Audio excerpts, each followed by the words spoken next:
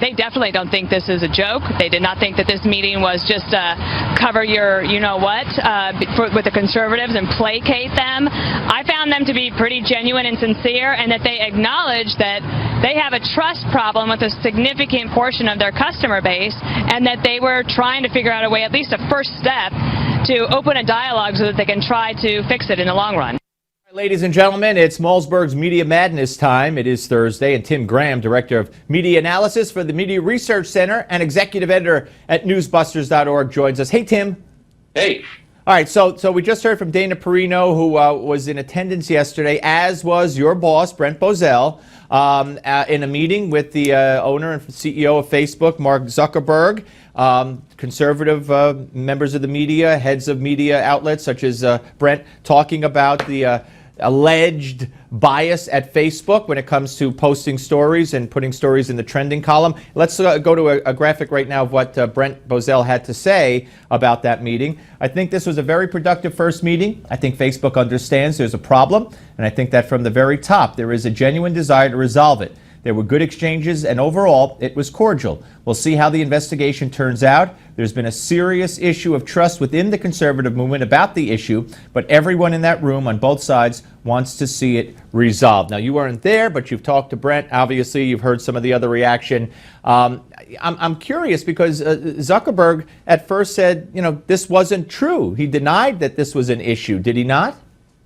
He did. I think that Brent didn't give me any details from inside the meeting, but I think they were trying to say that we recognize that we have an issue, that the Gizmodo story is a problem even if we deny it.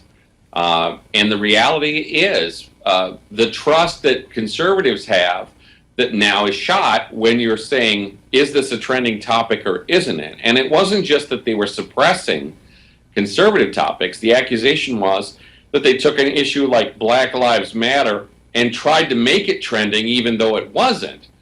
So, I mean, yes, these are the kind of questions that say, even in the social media now, and this is a very powerful social media outlet, there's just going to be that temptation to say, let's do something for the good guys, however they perceive the good guys.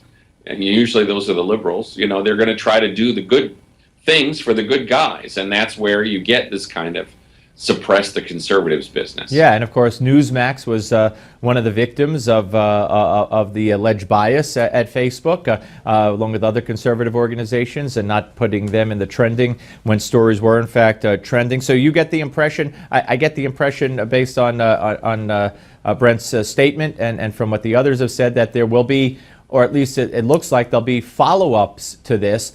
I would think it's very easy to solve. If this is going on, if Zuckerberg sees any evidence of it, then all he has to do is say, hey, don't ever do this again. Let's stop doing what we've been doing and fix it. Yeah, I mean, I don't know if we're going to have some sort of level of transparency where they show you, no, here's the actual trending topics. I think we'll just have to guess from looking at the trending topics every day and seeing if they match our idea of what's actually trending.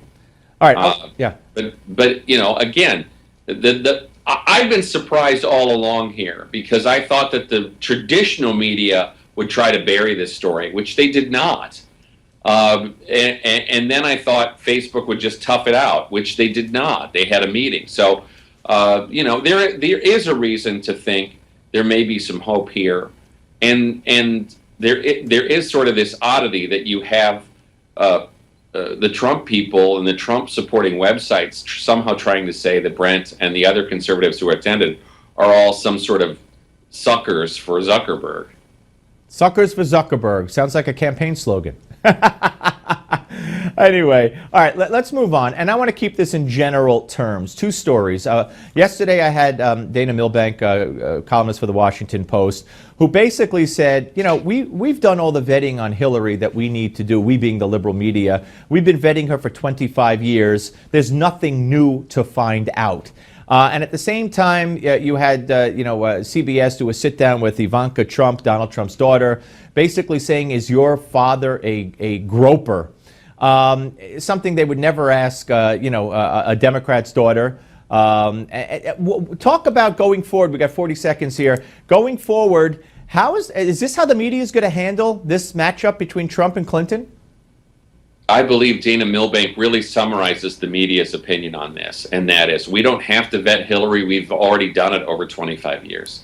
And they still have this mentality like Chelsea Clinton's 12. We don't ask Chelsea questions about her dad being a groper. We wouldn't, they never ask her that. They ask her questions about singing the wheels on the bus. That's what she gets. Right. I mean, so there is still that serious double standard, and we're going to be here still calling it out. Yep. Vet the Clintons, please. Now it's going to be very interesting. Tim Graham, as always, thank you, my friend. Thanks.